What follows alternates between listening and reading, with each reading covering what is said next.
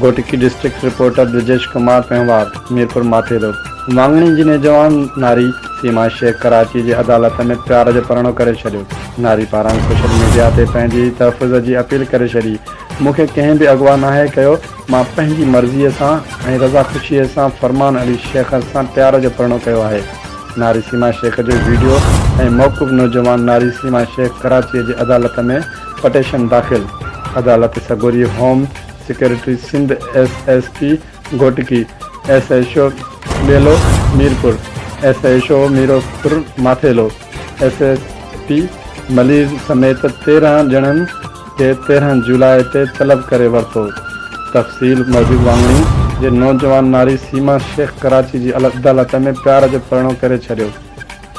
उन हवाले सां नौजवान नारी सीमा शेख पंहिंजे मुड़ुस फरहान अली शेख सां गॾु सोशल मीडिया ते पंहिंजे तहफ़ुज़ जी अपील करे छॾी आहे। हुन चयो त मूंखे कंहिं बि अगवा नाहे कयो, मां पाण रज़ा ख़ुशीअ सां नौजवान फरहान अली शेख सां प्यार जो परिणो कयो आहे।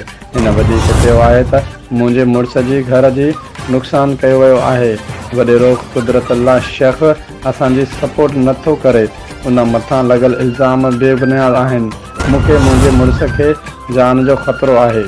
होॾां नौजवान नारी सीमा शेख कराचीअ जी अदालत में पटिशन दाख़िल कराए छॾी आहे, जंहिं बैदि अदालत सगोरी home security Sindh SSP Ghotki SHO Belo Mirpur SHO Mirpur Mathelo SSP Malir नारीवाल ज़ुल्फ़कार शेख संदसि चाचो कुर्बान शेख ऐं एजाज़ हैदर शेख समेत 13 ॼणनि खे 13 जुलाई ते तलब करे वरितो आहे।